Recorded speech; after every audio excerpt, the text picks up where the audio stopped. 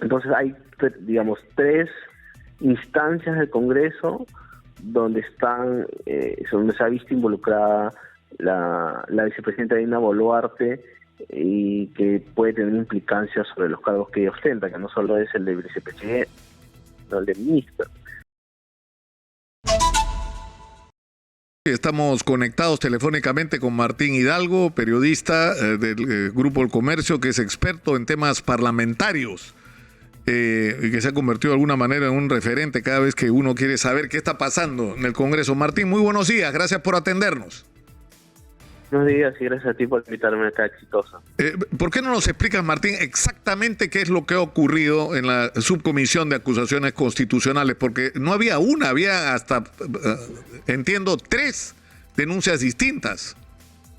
Sí, lo que se ha hecho es declarar procedente la denuncia, que es un tema de forma, es la revisión de que las denuncias presentadas cumplen con todos los requisitos formales que te pide el reglamento de ley, como que sea una persona habilitada para presentar la denuncia, que cuente con los anexos. Entonces la subcomisión hace un informe de calificación, donde, valga la redundancia, califica la procedencia de la denuncia, y sobre esto, ahora el siguiente paso es que se designe un congresista que haga la investigación de fondo, ¿no? Que se le da un plazo de 15 días hábiles para que este congresista haga la determinación de hechos, que es, por ejemplo, lo que acaba de hacer el congresista Alejandro Cabero con el caso de Manuel Merino, y se pueda citar a los denunciados, a los testigos, se recopile toda la información necesaria.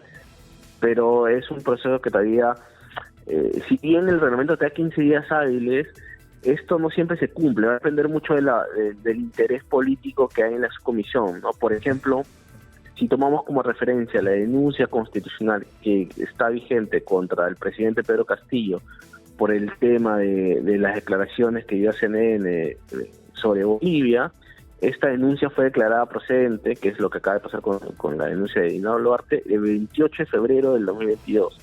Entonces estamos hablando que ya estamos entrando casi al cuarto mes desde que se declaró procedente la denuncia, y todavía no hay una resolución final, ¿no? Entonces, y han pasado más de 15 días desde el 28 de febrero.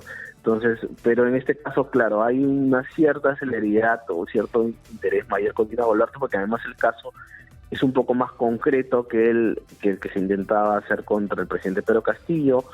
Además, hay una serie de acciones en contra de la vicepresidenta Dina Boluarte que van más allá de esta acusación constitucional, ¿no? Están la acusación constitucional, está una moción de interpelación que se ha presentado, hay un informe final de la comisión investigadora sobre el proceso electoral 2021 que encabezó el congresista Jorge Montoya, donde en sus conclusiones y recomendaciones también implican a Dina Boluarte por el caso de la RENIEC, cuando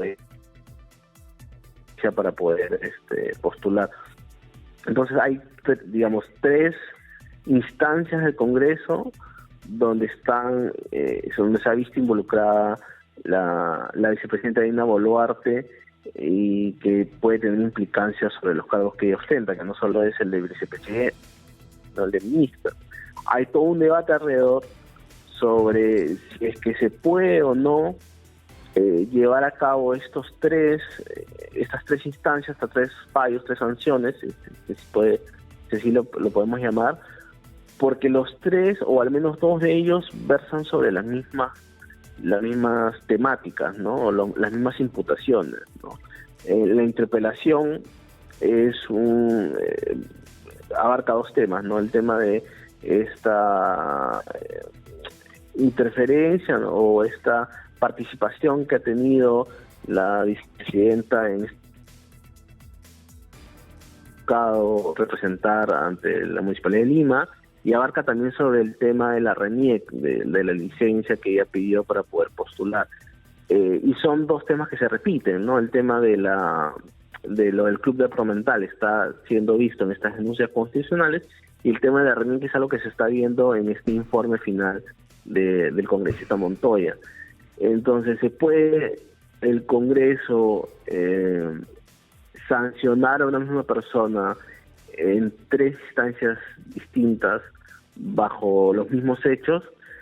Ese es un tema que se va a tener que delimitar. Por eso es que algunos congresistas comenzaron a retirar las firmas de la moción de interpelación, ¿no? Porque se dijo que lo más adecuado y lo mejor era dejar que siga su camino en la denuncia constitucional, que es el caso un poco más sólido.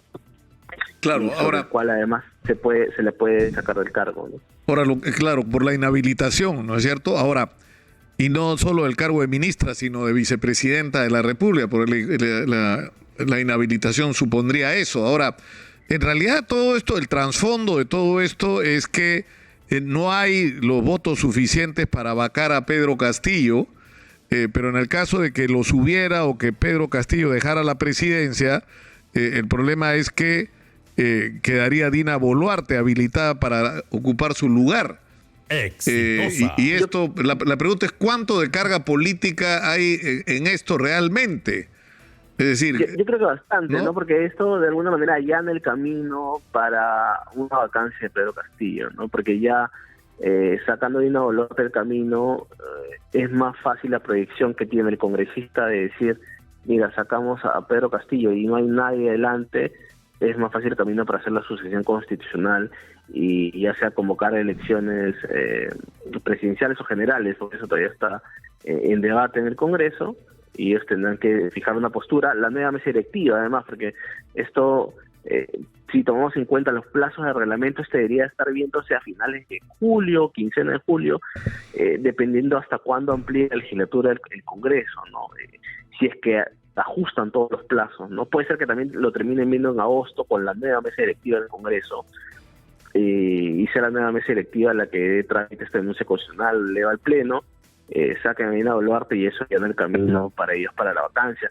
Además, es más fácil conseguir los votos en contra de Dina Boluarte, tomando en cuenta que, por ejemplo, el bloque serronista y Perú Libre tiene una cierta pugna interna con Dina Boluarte desde la campaña que se ha visto a través de diversas declaraciones, y ahora último en la votación que se ha dado hoy en la subcomisión de acusaciones constitucionales hemos visto que Waldemar Cerrón no ha votado, ¿no? Es el vocero y la figura principal del serronismo en el Congreso. Ahora, una última pregunta, Martín. En realidad todo esto, es decir, no tienen los votos para la vacancia, entonces el camino tendría que ser otro, y ese podría ser el de inhabilitación por infracción constitucional. En el caso de Dina Boluarte tienes un argumento que es el Club Apurímac, ¿no es cierto? Respaldado además por el informe de la Contraloría. No estoy haciendo ningún juicio de valor, simplemente estoy tratando de recolectar hechos, ¿no? Ahora, en el caso del presidente, ¿no? Lo de la infracción constitucional por lo de Bolivia es medio descabellado. Sin embargo, yo ya he escuchado voces que dicen que si avanza la investigación de la Fiscalía y se acredita de alguna manera la participación del presidente Castillo en hechos de corrupción, si bien no lo pueden acusar ante el sistema de justicia hasta terminar su mandato, eso sí puede ser tomado como argumento para decir acá había una infracción constitucional a no proteger los recursos públicos, ¿no? Para suspenderlo, ¿no? Claro. Yo creo que es un as que están guardando bajo la manga a la espera de la recomposición de la mesa directiva en julio del Congreso, a tomar un nuevo impulso y buscar los votos sobre la vacancia. Teniendo en cuenta que yo creo que hay mucho en juego en lo que se viene de la mesa directiva, ¿no? Porque el Perú en el Congreso se ha atomizado mucho más, han renunciado 21 congresistas, hay 2 nuevas bancadas creadas de las renuncias de Perú Libre, que son Perú Bicentenario y Bloque Magisterial, y yo creo que la oposición y este bloque que se va a conformar con APP a la cabeza van a buscar un poco forjar alianzas con estas 2 nuevas bancadas, ¿no? En base a los intereses que hay en el propio Congreso, que es, por ejemplo, mira, si tú me apoyas, nosotros te vamos a dar lo que tú tanto estás buscando en el bloque magisterial, que es la comisión de la presidencia y la comisión de educación. El Perú Bicentenario, tú qué comisiones quieres, te damos tal. Entonces sobre eso se forman unas nuevas alianzas y sobre eso se recompone el tema de la votación. Claro, porque lo que en realidad es como un fantasma que recorre el Congreso es que lo que estás eligiendo o la discusión que hay sobre quién va a ser el nuevo presidente o presidenta del Congreso es quién eventualmente podría ser el nuevo presidente del Perú. Sobre todo si procede lo de Dina Boluarte, porque si cae Castillo, quien quedaría habilitado o habilitada como presidente sería quien preside el Congreso. Entonces Hay no dos se está escenarios, eligiendo ¿no? Hay simplemente, interesante. ¿no? Hay dos escenarios muy interesantes de ver ahí, porque la nueva presidencia del Congreso tiene dos caminos, que es, uno es el que tú mencionas, que sea que se dé la salida de Dina Boluarte, se dé la salida de Pedro Castillo, y el presidente del Congreso, en este caso hasta ahorita se entiende que va a ser alguien de Alianza para el Progreso, asuma la presidencia y convoque elecciones, o es que saquen a Castillo y logren armar una especie de entendimiento con Dina Boluarte, teniendo este poder de esta denuncia sobre la cual pueden sacarla y Claro, llegar a una especie de como una gobierno espada de Damocles, ¿no? En un momento lo escuché en el Congreso y me dijeron, no, este gobierno de ancha base, ¿no? De ya vamos a todos a tener un lineamiento base y todos nos quedamos 5 años, entendiendo que Dina Boluarte es un poco más política que Pedro Castillo y que puede ceder a ciertas cosas y entender ciertas cosas y ser más pragmática que Castillo no lo ha podido ser, ¿no? Y vive encerrado en estas decisiones de nombrar ministros que no cumplen con el perfil, de no establecer nexos con el Congreso de puntos de entendimiento, y además que tiene una bancada que no lo apoya mucho. Entonces, también hay ese escenario, ¿no? Ahora, una última pregunta. Y llegar a... Claro, una última pregunta, Martín. Lo que se suponía que iba a ocurrir es que la presidencia en este primer año del Congreso era de Acción Popular, la presidencia del Congreso era de Alianza para el Progreso en el segundo año, ¿no es cierto? Y lo que se daba por hecho es que iba a ser Roberto Quiabra, pero parece que Roberto Quiabra no es, ¿o sí? ¿Cómo exitosa? Digamos, a ver, ¿qué sabes tú de quién podría ser? A ver, hay hasta 5 nombres voceados a la interna de Alianza para el Progreso. Uno de ellos es el señor Roberto Quiabra, está la congresista Gladys Chaiz, el congresista Héctor Acuña, el congresista de Barros Salguán y la congresista Lady Camón. El problema con el congresista Quiabra y con el congresista Chaiz, que son dos congresistas que si bien son bien vistos por otras bancadas, llámese Avanza País, Renovación Popular, dentro de la interna de APP no es que tengan tanta aceptación. Y a esto se ha sumado esta declaración que dio el congresista Quiabra hace unas 2 semanas, creo que fue, o hace una semana, en la cual llamó sumisos y subordinados a los congresistas de provincia por el tema de obras, con el ministro de Transportes, con los ministros de gobierno. Entonces generalizó y eso ha causado malestar en torno de APP y de las demás bancadas, ¿no? Son 100 congresistas de provincia a los cuales afectó su declaración. Además que son congresistas que no son militantes, y además cuando se les ofreció la invitación para adherirse, para afiliarse a APP, ellos le rechazaron al inicio de este periodo parlamentario. Y yo no veo en estos momentos que APP esté dispuesto a ceder la presidencia del Congreso a 2 personas que no responden partidariamente hacia ellos, por justamente lo que tú mencionabas hace un momento, que es que van a tener la posibilidad de hacer una sucesión constitucional. Entonces no veo que APP pueda darle ese poder de asumir la transición, la sucesión constitucional a 2 personas que no respondan a, no sé si llamarlo intereses partidarios, pero no respondan a las directrices partidarias, mejor dicho, de APP. Entonces, pero también depende mucho de cuánto presionen las otras bancadas, ¿no? O de que las otras bancadas acepten las otras propuestas que tiene el partido, que son Héctor Acuña, Eduardo Salguana y Lady Camones. De lo que yo he podido conversar con la gente de Alianza para el Progreso, me han dicho que se está iniciando la ronda de diálogos y que sus 2 principales cartas son Lady Camones y Eduardo Salguana.